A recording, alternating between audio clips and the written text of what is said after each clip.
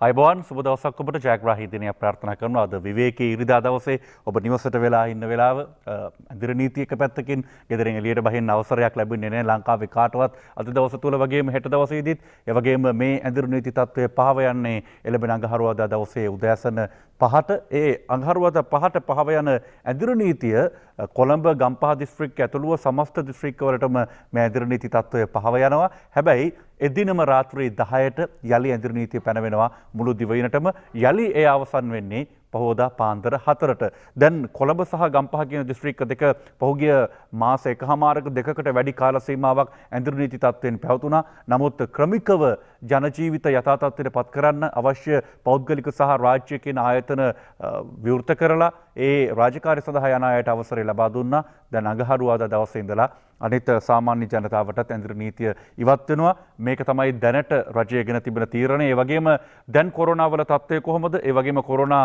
යම්තාක් දුරකට සමනය වෙලා තියෙනවා නම් අපට මැතිවරණය මහ මැතිවරණය පවත්වන්න පුළුවන්කම ලැබේවිද? මේ ආදී කාරණා සියල්ල පිළිබඳව අද සති අන්තයේ ඉරිදා පුවත්පත්වල අවධානය යොමු වී තිබෙනවා. අපි යන්නේ සිළුමිණ පුවත්පතට. දැන් ඡන්දය අප්‍රේල් මාසේ තියන්න හැදුවා, ජූනි මාසේ තියන්න හැදුවා. හැබැයි කොරෝනා තත්ත්වෙත් එක්ක මේවා වෙනස් වුණා. මහ ඡන්දය ජූලි 18 වෙනිදා ප්‍රශ්නාර්ථයක් සහිතවයි මේක තිබෙන්නේ.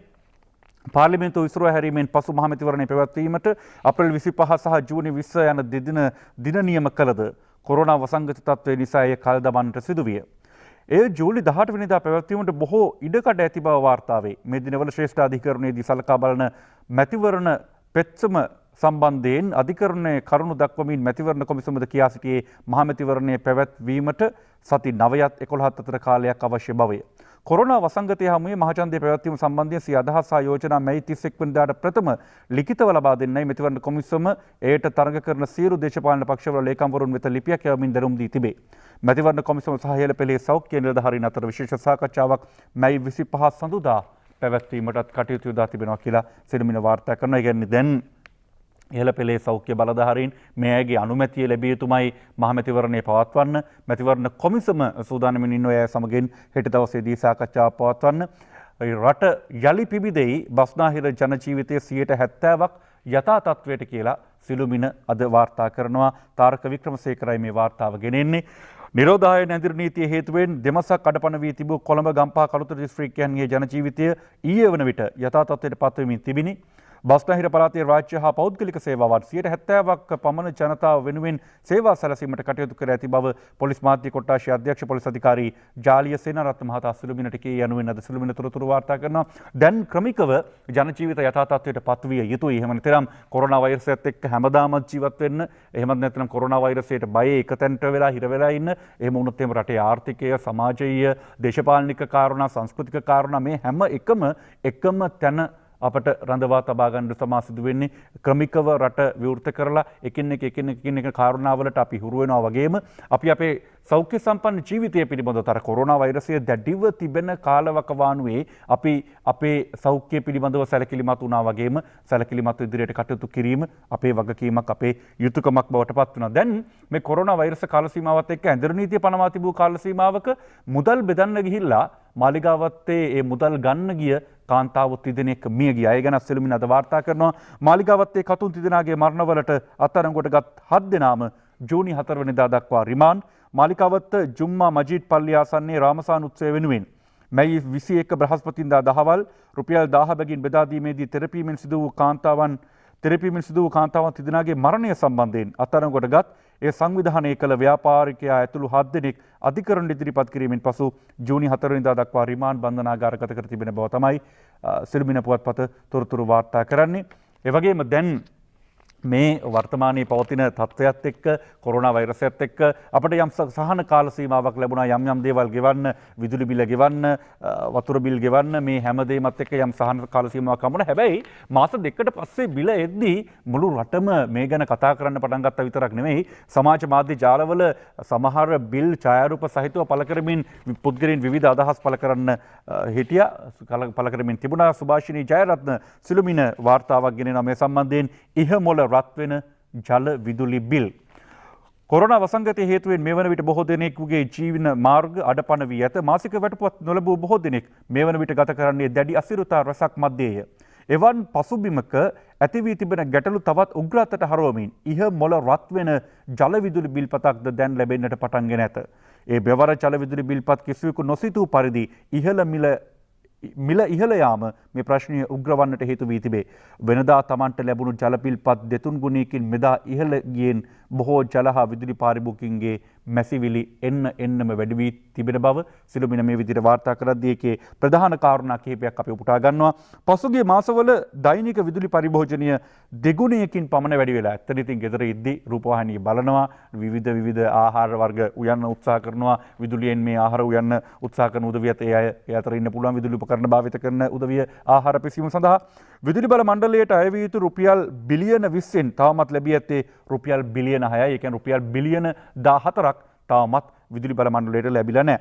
ජල බිල වැඩි වුණාට කලබල වෙන්න එපා. ලබන මාසේ ඒක නිවැරදි වෙනවලු. ඔන්න ජල බිල්පත් සම්බන්ධයෙන් තමයි ඒ නිවැරදි වීම සිදු වෙන්නේ. ඇස්තමේන්තු බිල්පත් එපා. මාසවලට වෙනම බිල්පත් දෙන්න. මේ ජනතාවගේ ඉල්ලීමක් මේ විදිහට කියලා බිල්පත් මාසවලට වෙනම දෙන්න. විදුලිය ලබා ගැනීමේදී තැන්පතු මුදලේ පොලිය මේට හිලව් කරන්නයි ඉල්ලීමකුත් ඉදිරිපත් වී තිබෙනවා ජනතාවගේ පැත්තෙන්. මොන වගේ තත්ත්වයක් ඉදිරියේදී වේද කියන්න දන්නේ නැහැ. කොහොම වෙතත් යම් සහන කාල සීමාවක් ලබා දෙන්නට ඉඩකඩ බොහෝ දුරට තිබෙන බව විවිධ ආරංචි මාර්ග සඳහන් කරනවා. ඒ කොහොම වෙතත් විදුලිය පරිභෝජනය කරපු විදිහට බිල්පත් නම් ගෙවන්න සිදු වේවි. අපි යන්නේ අරුණ පුවත්පතට මීළඟට අවධානය යොමු කරන්න.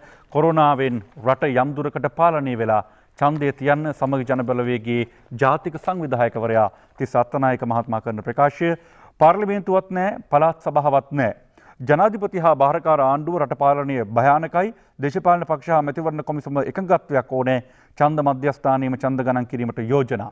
COVID-19 රට යම් දුරකට යථා තත්ත්වයට පත්වීම පවතින නිසා දේශපාලන පක්ෂ හා මැතිවරණ කොමිෂන් සභාවේ යම් එකඟතාවකට පැමිණ ජූලි මස හෝ අගෝස්තු මුල් සති කිහිපයේ මැතිවරණය පැවැත්විය යුතුවේ සමග ජනබලවේගයේ ජාතික සංවිධායක තිස්ස අත්තනායක පැවසී යනුවෙන් සතියග අරුණ අද තොරතුරු ගෙනෙනවා. දැන් විවිධ දේශපාලනික පක්ෂ වශයෙන් ගත්තොත් එහෙම සමගී ජනබලවේගයේ තමයි මේ මැතිවරණය පැවැත්වීම සම්බන්ධයෙන් අධිකරණය දක්වා ගියේ. හැබැයි ජාතික සංවිධායකවරයා දැන් කියනවා තිස්ස අත්තනායක මහත්මයා මේ මැතිවරණය පවත්වන්න අවශ්‍යයි රටේ තිබෙන තත්ත්වයක් එක්ක කියලා.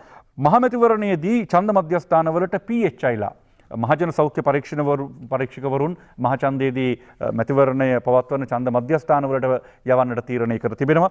ඉදිරි පාර්ලිමේන්තු මැතිවරණයේදී ඡන්ද මධ්‍යස්ථානවලට COVID-19 වෛරසය පැතිර යාමේ අවම කිරීමේ සෞඛ්‍ය උපදෙස් නිසියාකාරව සිදු කිරීම සඳහා මහජන සෞඛ්‍ය පරීක්ෂකවරුන් යෙදවීම සම්බන්ධව මැතිවරණ කොමිෂන් සභාවේ අවධානය යොමුව තිබේ. මැතිවරණ කටයුතුවලදී සාමාන්‍ය සෞඛ්‍ය කාර්ය මණ්ඩලය යොදා ගනු ලැබුවද මෙවර පාර්ලිමේන්තු මැතිවරණය සඳහා ඊට වඩා වැඩි සෞඛ්‍ය කාර්ය මණ්ඩලයක් යොදා ගැනීමට කොමිෂන් සභාවේ අවධානය යොමු වී තිබෙනවා. මේක ඉතාමත් හොඳ තීරණයක්. හැම ඡන්දය පැවැත්වෙන ස්ථානයකටම මේ අය ගිහිල්ලා විශේෂයෙන්ම දෑත් සෝදලා ඇතුල් වෙන්න ආදී කාරණා මේ මැතිවරණයේදී ක්‍රියාත්මක කරනවා නම් බොහෝ සෙයින් වැදගත් වේවි. රටේ ජනතාවට සෞඛ්‍ය සම්පන්නව ජීවිතය අරගෙන යමින් තමන්ගේ ඉදිරි අවුරුදු 5ක කාල සීමාව සඳහා පාර්ලිමේන්තුවට යවන්න පිරිස තෝරා බේරා ගැනීමට යන කාරණාවේදී මහ ඡන්දයක් පවත්වන්නත් ඕනේ, පාර්ලිමේන්තුව තියෙන්නත් ඕනේ. එක පැත්තකින් අනිත් පැත්තෙන් රටේ ජනතාවගේ සෞඛ්‍ය තත්ත්වය ගැන හිතන්න ඕනේ. මේ හැම එකටම මහජන සෞඛ්‍ය පරීක්ෂකවරුන්ගේ දායකත්වය ලබා ගැනීම ඉතාම වටිනා ක්‍රියාවක් විදිහට අපිට කියන්න පුළුවන්කම තියෙනවා. ඒ අතර පළාත් රෝහල්වල කාර්ය මණ්ඩල වලට මුදල් ඇත්තේ වැටුපට පමණයි. දැන් තියෙන තත්ත්වය ඒකයි. ඒ කියන්නේ දැඩි මූල්‍ය හිගය හේතුවෙන් පළාත් සභා 6ක සෞඛ්‍ය සේවකයන්ට මැයි මාසයේ වැටුප් ගෙවීමේදී අතිකාල දීමනා, නිලැඳුම් දීමනා සහ හිග වැටුප් ගෙවීමට නොහැකි බව වාර්තා වේ. වැටුප් සෑදීමේදී වැටුප පමණක් ලබා දීමට හැකි බව එම පළාත් සභා රෝහල් බලධාරීන්ට දැනුම් දී තිබේ. මැයි මාසයේ වැටුප් ගෙවීමේදී අතිකාල දීමනා ගෙවීමට ප්‍රමාණවත් මුදල් පළාත් සභාවලට නොලැබීම මීට හේතුව. මේ හැම එකම හින්දා තමයි මහමැතිවරණය පවත්වන්න අවශ්‍ය වෙන්නේ, පළාත් සභා මැතිවරණ පවත්වන්න අවශ්‍ය වෙන්නේ. ඒ වගේම දැන් රාජකාරී කරන නිලධාරීන් සම්බන්ධයෙන් ජනාධිපතිවරණයේදී රාජකාරී කළ නිලධාරීන්ගෙන් 90%ක් මහමැතිවරණ රාජකාරී වලටත් යොදවා තිබෙනවා. ඉක්ුත් ජනාධිපතිවරණයේදී රාජකාරී වල නිරත වූ නිලධාරීන් කණ්ඩායම මෙවර පාර්ලිමේන්තු මැතිවරණයේ රාජකාරී සඳහා සහභාගී වන්නේ යයි වන්නේ දැයි යන්න පිළිබඳ මැතිවරණ කොමිෂන් සභාව තහවුරු කර ගනිමින් සිටින බව අනාවරණය වේ කියලා අරුණ පුවත්පත තොරතුරු වාර්තා කරනවා. අපි අරුණම තවත් කොටසකට යනවා. මුළු රටටම අමතක වුණු දිනයක් පිළිබඳව අරුණ මතක් කරනවා. ඒ අපේ ජනරජ දිනය.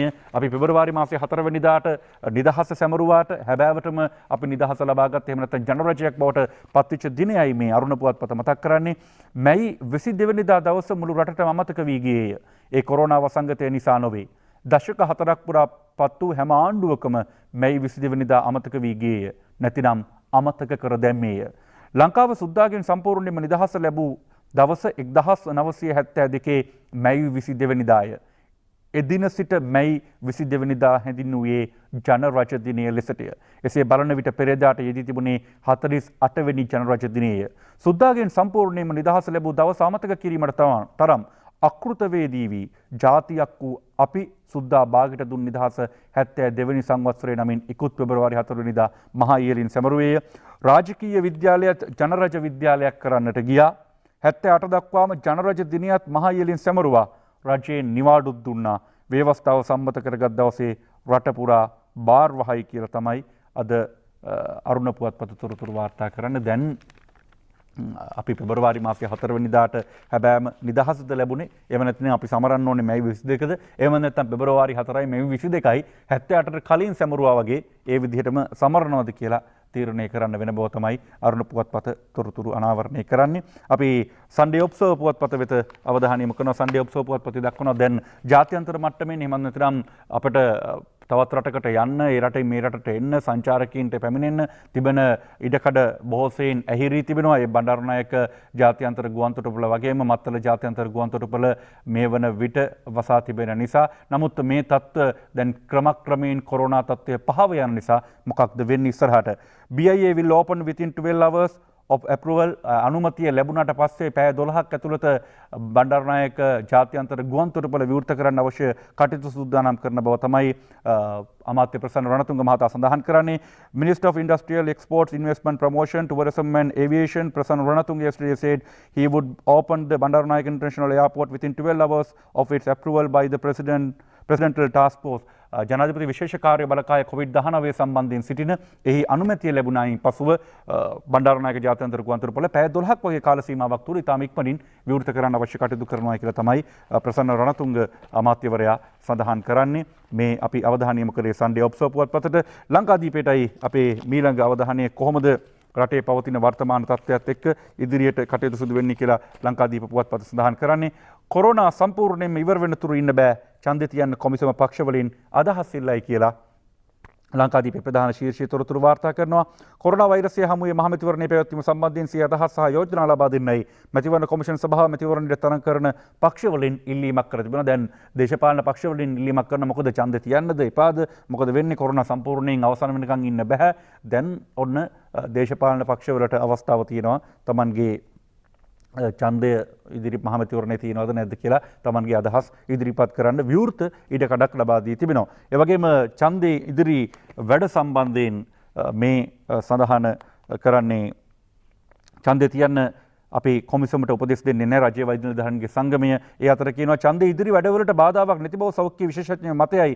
සෞඛ්‍ය ඇමතිනි පවිත්‍රා වන්‍යාරච්චි අමාත්‍යතුමිය සඳහන් කරන කොරෝනා වෛරසය පෙතර යාම පාලනය කර ඇති බැවින් මහමැතිවරණයේ ඉදිරි කටයුතු කරගෙන යාමට සෞඛ්‍ය විශේෂඥයින්ගේ මතය අනුව කිසිදු බාධාවක් නැතයි සෞඛ්‍ය ඇමති පවිත්‍රා වන්‍යාරච්චි මහත්මිය ඉරිදා ලංකාදීපයට පැවසී යනුවෙන් ඉරිදා ලංකාදීපය තොරතුරු වාර්තා කරද්දී නාවික සෙබළුන්ට කොරෝනා හැදීම සම්බන්ධිනුත් ලංකාදීපය තොරතුරු වාර්තා කරනවා. නාවික සෙබළුන්ට කොරෝනා නිරෝධායනීය ගැටලුවක්ද වෛරසයේ සංකූලතාවක්ද වෛද්‍ය අංශවල අවධානය. නාවික හමුදා බටහිර අතර කොරෝනා වෛරසය පැතිර යාමේ ශීඝ්‍ර වැඩිවීමක් දක්නට ලැබෙන්නේ නිරෝධායනීය ගැටලුවක්ද නැතහොත් වෛරසයේ යම් සංකූලතාවක්ද යන පිළිබඳව සෞඛ්‍ය අංශවල අවධානය යොමු වී තිබෙනවා. මොකද වැලිසර නාවික කඳවුර කේන්ද්‍ර කර ගනිමින් තාමත් විටින් විට අපට නාවික හමුදාවේ විරෝධාර රණවිරුවන් වාර්තා වෙනවා COVID-19 එහෙම නැත්නම් කොරෝනා වෛරසය ආසාදනය වුණාය කියලා.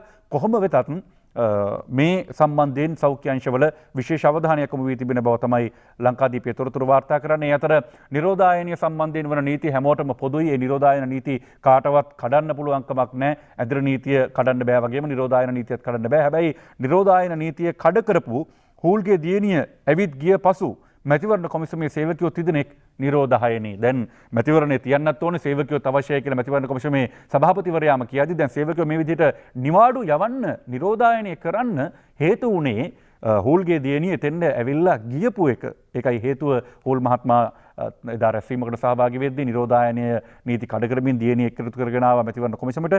මැතිවරණ කොමිසමේ සේවකයන් 30 දෙනෙක් නිරෝධායනයට යොමු කර ඇති බව වාර්තා වේ.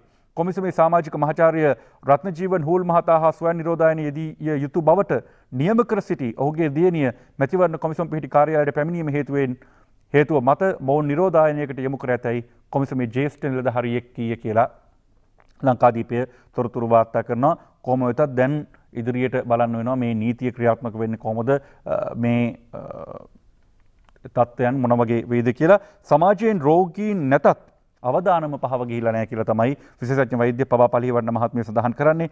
සමාජයෙන් කොරෝනා ආසාදිතින් වාර්තා නොවුනද සම්පූර්ණයෙන්ම කොරෝනා අවදානම පහව ගොස් නැතයි නියෝජ්‍ය සෞඛ්‍ය සේවා අධ්‍යක්ෂ ජෙනරාල් විශේෂඥ වෛද්‍ය පවා පලිවර්ණ මහත්මිය පවසයි කියලා ලංකාදීපය තොරතුරු වාර්තා කරනවා. සැහැල්ලුවෙන් හිතන්න එපා, සැහැල්ලුවට ගන්න එපා මේක.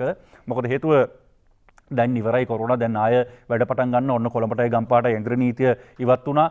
හැබැයි මතක තබාගත යුතු කාරණාව තමයි ලෝකයේ අපේ තවත් වෙනත් රටවල් තිබෙනවා මේ කොරෝනා අර්බුදය අවසන් වුණාට පස්සේ යලි රට විවෘත කරාට පස්සේ දෙවනි වතාවටත් මේක ආව අවස්ථා ලෝකයේ අනිත් රටවල වලින් වාර්තා වන කොරෝනා තිබ්බ හැම රටකම වගේ සෙකන්ඩ් ඇටැක් එකක් එහෙම නැත්නම් දෙවනි වතාවට කොරෝනා වෛරසයේ රෝගීන් හමු වීමක් වාර්තා වුණා. ඒ නිසා හැම මොහොතකම අපි මේක සැහැල්ලුවට ගන්නේ නැතුව අපේ සුපුරුදු පරිදි මේ කාල සීමාව කරගෙන ආපු සෞඛ්‍ය පුරුදු ඒ විදිහටම කරගෙන යන එක වටිනවා.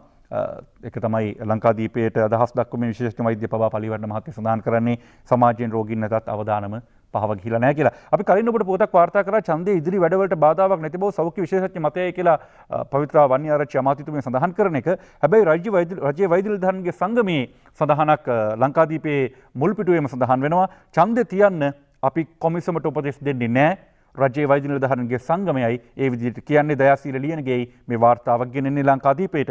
ඉදිරි මැතිවරණයේ පැවැත්වීම සම්බන්ධයෙන් මැතිවරණ කොමිසමට කිසිදු උපදෙසක් ලබා නොදෙන බව රජයේ වෛද්‍ය නිලධාරීන්ගේ සංගමය සඳහන් කරයි. දැන් උපදෙස් ලබා දෙන්නේ නැල්ලු. හැබැයි මැතිවරණ කොමිසම බලාපොරොත්තු වෙනවා කොලෙලියක් රජයේ වෛද්‍ය නිලධාරීන්ගේ සංගමයෙන්, එහෙම නැත්නම් විශේෂඥ වෛද්‍ය අනිල් ජාසිංහ මහතාගෙන් දැන් සෞඛ්‍ය තත්ත්වය හොඳයි, මොකද කරන්න කියන, එහෙම නැත්නම් උපදෙසක් අවශ්‍යයි මැතිවරණේ තියන්නද නැද්ද කියන එක. කෙටි කාලයකට සහන දීලා මේ අපි අවධානය යොමු කරන්නේ ලංකාදීපය පුවත්පතේම මේ මැතිවරණයත් එක්ක මැතිවරණය පිළිබඳ අවධානය යොමු වෙද්දී, එහෙම නැත්නම් කොරෝනා වෛරසයත් එක්ක රටේ ආර්ථික මට්ටමට ඇතිවෙච්ච තත්ත්වය පිළිබඳව කොරෝනා සහ ලංකාවේ ආර්ථිකය කෙටි කාලයකට සහන දීලා ව්‍යාපාර රැකගත යුතුයි හිටපු මහ බැංකුව අධිපති අගමැති ජ්‍යෙෂ්ඨ ආර්ථික උපදේශක අජිත් නිවාඩ් කබ්‍රාල් මහත්මයා සමගින් කරන ලද සාකච්ඡාව ලංකාදීපයයි ගෙනෙන්නේ. ශ්‍රී ලංකාවේ ආර්ථිකයේ කෙතෙක් බාධා පැමිණියද ආණ්ඩුවක් හැටියට ඒට මුහුණ දිය යුතු බව හිටපු මහ බැංකුව අධිපති අග්‍රාමාත්‍ය ජ්‍යෙෂ්ඨ ආර්ථික උපදේශක අජිත් නිවාඩ් කබ්‍රාල් මහතා පවසයි.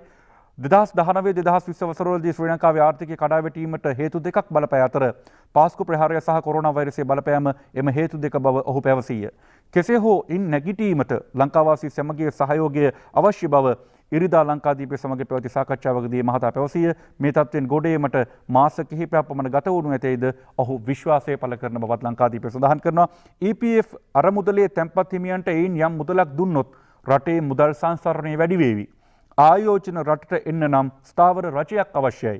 පන්දහ දීම අමාරුයි තමයි. ඒත් රැකියා නැතුව ඉන්න ජනතාවට ඒ සහන දිය යුතුයි කියලා තමයි අජිත් නිවාඩ් කබ්‍රාල් මහත්මයා සඳහන් කරන්නේ. මේ කෙටි කාලයකට සහන දීලා ව්‍යාපාර රැකගත යුතුයි කියන මාතෘකාව සහිතව අද ලංකාදීපය සමගින් කරනු ලද විශේෂ සාකච්ඡාව හිටපු මහ බැංකුව අධිපතිවරයා වර්තමාන අග්‍රාමාත්‍යතුමන්ගේ ආර්ථික උපදේශකවරයා අජිත් නිවාඩ් කබ්‍රාල් මහත්මයා දැක්වූ අදහස්. කොහොම වෙතත් සුළු පරිමාණ ව්‍යාපාර, මධ්‍යම පරිමාණ ව්‍යාපාර, මහා පරිමාණ ව්‍යාපාර කියන හැම තැනකටම එක හා සමානම මේ කොරෝනා වෛරසය බලපාලා තියෙනවා. කොහොම වෙතත් එතුමන්ගේ අදහස් දැක්වීම අනුව යම් සහන කාල සීමාවක් මේ හැම එකටම ලබා දිය යුතුයි. අපි අවධානය යොමු කරන්නේ ඊළඟට සිළුමිණ පුවත්පතට. දැන් එක පැත්තකින් මේ විදිහට කියද්දී අවශ්‍යයි ව්‍යාපාරිකින්ට නැගිසිරින් ඉඩකඩක් අවශ්‍යයි, ඉඩකඩ දෙන්න අවශ්‍යයි. එහෙම නැතුනොත් එහෙම මේ කටයුත්ත අපිට කරන්නට පුළුවන් කමක් නැහැ කියලා. අනිත් පැත්තෙන් අපිට තියෙන්නේ දැන් නව සොයා ගැනීම කරනවා. නව අත්හදා බැලීම් වෙනවා. ඒ නව සොයා ගැනීම් වලට නව අත්හදා බැලීම් වලට ඉඩකඩ ලබා දෙනවා. ලංකාවේ විවිධ ආයතන විවිධ මට්ටමින් Tamanගේ ඉඩකඩ ලබා දීමේ කටයුතු සිදු කරනවා. අපට වාර්තා වෙන තවත් වැදගත් වාර්තාවකට අපි අවධානය යොමු කරනවා මේ ජාතික ශිල්ප සභාව කොයි විදිහටද මේ නව නිර්මාණකරුවන්ට Tamanගේ දායකත්වය ලබා දෙන්න සූදානම් වෙන්නේ, ඉදිරි වැඩ කටයුතු කරගෙන යන්න ඔවුන්ට දායකත්වය ලබා දෙන්නේ මොන විදිහටද? මේ අවස්ථාව මගහැර ගැනීම අපරාධයක්. දේශීය පෙහෙකම් නිර්මාණ හා අත්කම් නිර්මාණ නවෝත්පාදනීයද සහිතව පුළුල් කිරීම පිණිස ජාතික ශිල්ප සභාව විසින් ශිල්ප සෞභාග්‍ය නමින් වැඩපිළිවෙලක් ආරම්භයි. දැන් කොරෝනා වෛරසයත් එක්ක අලුත් දේවල් නිර්මාණය වුණා. ශිල්ප සභාව සූදානම් ඒ සඳහා අතහිත දෙන්න ධම්මික සෙනවිරත්න මේ වාර්තාව ගෙනෙන්නේ. කොරෝනා වසංගතයට මුහුණ දෙන අතරම රට ඉදිරියට ගෙන යාම පිළිබඳ අවධානය යොමු වී තිබේ. එහිදී වසංගතයට පෙර පැවති තත්වයට වඩා පශ්චාත් කොරෝනා තත්ත්වය වෙනස් වනු ඇති බව දැනටම සංවාදයට ලක්වන කාරණයකදී ගෙවියමින් ඇති කොරෝනා සමයේ නිෂ්පාදන කර්මාන්ත ව්‍යාපාර ආදී සෑම ක්ෂේත්‍රයකම පසුබෑමට ලක්ව ඇති අතර ඒ ආර්ථික මන්දගාමී වීමට බලපා තිබේ. සමාජ දුරස්ථභාවය පවත්වා ගනිමින් වසංගත ව්‍යාප්තිය අවම කර ගැනීම සඳහා නිවසට සීමා වෙමින්ද නිවෙස්වල සිටම රාජකාරීමේ කටයුතු වල නියැලෙමින්ද ගෙවි යන කාලවකවානුවේ දේශීයත්වය පිළිබඳව වැඩි හැඟීමකින්ද අල්පේච්ඡතාවයට වැඩි ගැඹුරුවක්ද දේශීය නිෂ්පාදන සඳහා වැඩි ඉල්ලුමක්ද ඇති වී තිබෙන අයුරු දැක ගන්නට තිබෙනවා. කොහොම වෙතත් ශිල්ප සෞභාග්‍ය පිළිබඳ අප සමග අදහස් දක්වමින් ජාතික ශිල්ප සභාවේ සභාපති සුදත් අබේසේකර පැවසුවේ එළඹෙන තත්වයේ අලුත් රටක් නිර්මාණය කිරීමට ඇති හොඳම මෙන්ම වඩාත් ප්‍රායෝගික අවස්ථාව බවය. ඒ මේ තත්වයේ ලෝකයටම අදාළ වන බැවිනි. රටක් හැටියට ගත්තොත් කලින් කලට විවිධ අර්බුද හා අභියෝග වලට මුහුණ දුන්නා. කිසවෘදු යුද්ධය, සුනාමි විවසනය මේ ආදී කාරණා පිළිබඳව සුදත් අබේසේකර මහතා සඳහන් කරනවා. ඒ අනුව ජාතික ශිල්ප සභාව සූදානම් දේශීය පෙහෙකම් නිර්මාණ, අත්කම් නිර්මාණ, නවෝත්පාදන සහිතව පුළුල් කිරීම පිණිස ජාතික ශිල්ප සභාව විදියට ශිල්ප සෞභාග්‍ය නමින් වැඩපිළිවෙලක් ආරම්භ කර තියෙනවා. ඔබට අලුත් අවස්ථාවක්. මේ සුදත් අබේසේකර මහත්මයා ඇතුළු පිරිස සූදානම් ඔබට නවමාවතක් පෙන්වන්න. ඒ නවමාවතේ යන්න අවශ්‍ය ඉඩකඩ ඔබට තිබෙනවා. අපි ඔබට ආරාධනා කරන අලුත් දේවල් කරනවා නම් ඔන්න ජාතික ශිල්ප සභාවත් එක්ක ඔබට එකතු වෙන්න පුළුවන්කම තියෙනවා. අපි මවබිම පුවත්පතට ඊළඟට අවධානය යොමු කරන්නේ මවබිම පුවත්පතේ සඳහන් වෙනවා මැතිවරණ කොමිසම එක මතයක නැහැ කියලා තමයි මවබිම පුවත්පත කියන්නේ. මැතිවරණ කොමිසමෙන් මත දෙකක්. අපි මෙහි වැඩි තොරතුරු හොයාගෙන යනවා දෙවෙනි පිටුවට. ස්වාධීන මැතිවරණ කොමිසමේ සභාපති මහින්ද දේශප්‍රිය මහතා මහමැතිවරණය පැවැත්වීම සම්බන්ධයෙන් මත දෙකක පිහිටා කටයුතු කිරීම බරපතල ගැටලු සහගත තත්ත්වයක් උදා කර ඇතැයි දේශපාලන විචාරකයෝ සඳහන් කරති. රටේ පවතින වර්තමාන තත්ත්වය මත ජූනි මාස 20 වෙනිදා මහමැතිවරණය පැවැත්වීමට හැකියාවක් නැතයි මැතිවරණ කොමිසමේ සභාපතිවරයා මේ මාස 20 වෙනිදා ශ්‍රේෂ්ඨාධිකරණයට නිල වශයෙන් දැනුම් දී තිබිනි. එහිදී මැතිවරණ කොමිසමේ සභාපතිවරයා වෙනුවෙන් ශ්‍රේෂ්ඨාධිකරණයේ හමුවේ පෙනී සිටි ජනාධිපති නීතිඥ සාලි පීරිස් මහතා සඳහන් කළේ මැතිවරණයක් පැවැත්වීමට හැකි බවට සෞඛ්‍ය සේවා අධ්‍යක්ෂ ජෙනරාල්වරයා ඇතුළු සමස්ත සෞඛ්‍ය අංශ වලින් කොළ එළියක් ප්‍රකාශයට පත්වන තුරු මැතිවරණයක් පැවැත්වීමට නොහැකි බව. මේ එක පැත්තක් මැතිවරණ කොමිසම අදහස් දක්වන. අනික් පැත්ත එබැවින් රටේ පවතින තත්ත්වය මත ජූනි 20 වෙනිදා මහමැතිවරණය පැවැත්වීමට නොහැකි. මැතිවරණ කොමිසම ශ්‍රේෂ්ඨාධිකරණයට දැනුම් දුන් මේ දැනුම් දීම තිබියදී මහමැතිවරණ කොමිසමේ සභාපති මහින්ද දේශප්‍රිය මහතා මේ 17 වෙනිදා ජනාධිපති ලේකම්වරයා අග්‍රාමාත්‍ය ලේකම්වරයා ඇතුළු නිලධාරීන් වෙත යවූ ලිපියක් මගින් වසංගත තත්ත්වය පාලනය වී රට සාමාන්‍ය තත්ත්වයට පැමිණ ජනතාවට සුවකී එදිනෙදා කටයුතු ඉටු කර ගැනීමට හැකි තත්ත්වයක් පවතී නම් 2020 ජූනි මාසයේ රුපියල් 5000 ආධාරය ජනතාවට ලබා දීමේ අවශ්‍යතාවයක් තිබේද යන්න සලකා බැලීමට අවශ්‍ය බව සඳහන් කිරීම තුළ මේ මත දෙකේ ඔබතෝගෝටික තත්ත්වය පැනනැගී ඇති කියලා තමයි මම වාර්තා කරන්නේ. අපි ඉදිරි කාරණා පිළිබඳව විමසා බලන්න සූදානම් මේ කොරෝනා තත්ත්වයට එක්ක කොහොමද මැතිවරණය පවත්වන්නේ මේ මත දෙක පිළිබඳව මොන වගේ මතද පළ වෙන්නේ කියලා අපි විරාමයක් අරගෙන යමු.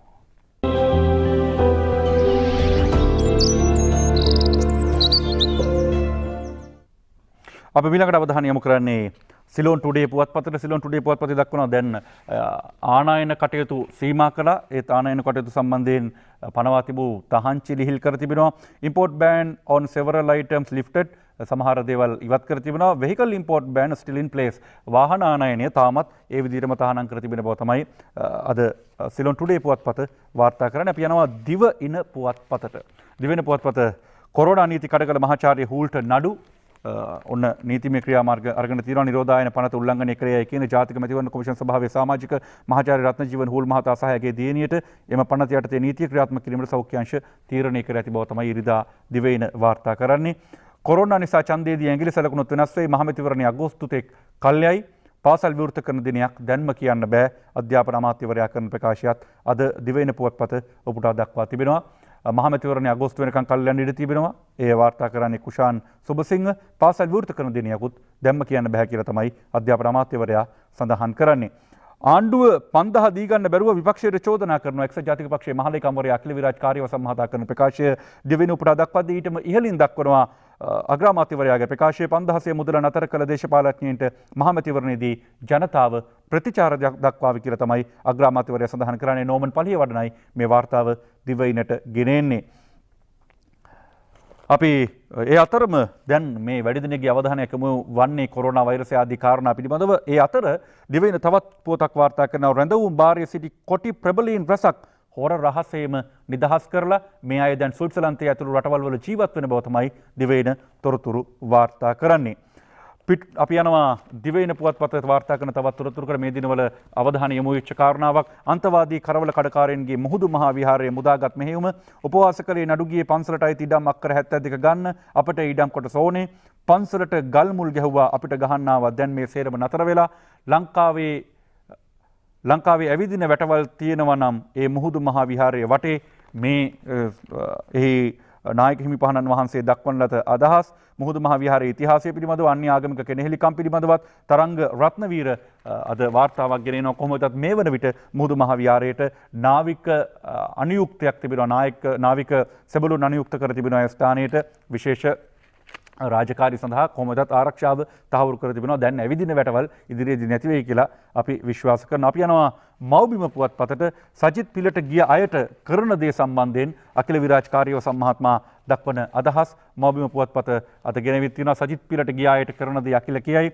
සමගි ජන බෙලවේගේ ඉදිරි මහමැතිවරණ තරඟ කිරීම සඳහා නාම යෝජන ඉදිරිපත් කොට ඇති. එක්සත් ජාතික පක්ෂයේ තනතුරු හා පක්ෂ සමාජිකත්වයේ දරුවා අයගේ සමාජිකීන් ඉවත් කිරීම සහ ඒ සඳහා වන නීතිමය ක්‍රියාමාර්ග ඉදිරියේදී ගන්නවා. ඒ අතර දයාසිරි ජයසේකර මහත්මයා කියනවා ශ්‍රී ලංකා නිදහස් පක්ෂය රකින්න දයාසිරි සටනක ශ්‍රී ලංකා නිදහස් පක්ෂයේ සමාජිකත්වයේ ධර්මින් පක්ෂයේ දීකර හරමින් වෙනත් පක්ෂවල ප්‍රවර්තනයට කුමන්ත්‍රණකාරීව වැඩ කරන සංවිධායකවරුන් පක්ෂයෙන් නිරපාහැර පිරිසුදු ශ්‍රී ලංකා නිදහස් පක්ෂයක් හදන්න පියවර ගන්නා බව තමයි එතුමන් සඳහන් කරන්නේ. ඒ අතර කොළඹ තතබදයට පාක් ඇන්ඩ් ඩ්‍රයිව් විසඳුම ළඟදීම මේක ගෝඨාභය රාජපක්ෂ ජනාධිපතිතුමන්ගේ යෝජනාවක්. දුර පැහැර පැලවත්වල ඉඳලා එන අයට එක තැනක වාහනේ පාක් කරලා එතන ඉඳලා බස් රථවල කොළඹට එන්න. සෞඛ්‍ය ප්‍රමිතීන්ට අනුව ආගමික ස්ථාන ජනතාවට විවෘත කළ යුතුයි අග්‍රාමාත්‍යවරයා දක්වන අදහස මව්බිම පුවත්පත ගෙන තිබෙනවා. සෞඛ්‍ය ආරක්ෂණ උපදෙස් නිසිපරිදි පිළිපදමින් ඉදිරියේදී ආගමික ස්ථානවලට ආගමික කටයුතු වලට ජනතාව සහභාගී කරවීම සම්බන්ධයෙන් අවධානය යොමු කළ යුතුයි කියලා තමයි අග්‍රාමාත්‍යවරයා සඳහන් කරන්නේ. මිනිස් වෙසින් ඉන්නා දෙවිවරුන් පිළිබඳවත් අද වාර්තා වෙනවා අපට මව්බිම පුවත්පතින්ම. මේ IDH රෝහලේ කාර්ය මණ්ඩලය වෙනුවෙන් උපහාරයක් වෙනසයි මේ පුවත පළ කර තිබෙන්නේ. ගෙදර එන්න වෙලාවක් නැහැ ගෙවල් වලට කිව්වා. ගෙදර එන්න වෙන්නේ නැහැ ගෙවල් වලට කිව්වා. ස්පිරිතාලෙම උයාගෙන කෑවා නිදාගත්තා. වෛරස් භීෂණී රෝගීන් ළඟට ගියා. කන්න දුන්නා මානසිකව සනස්කුවා. බිරියට දරුවා ලැබුණා බලන්නවත් ගියේ නැහැ.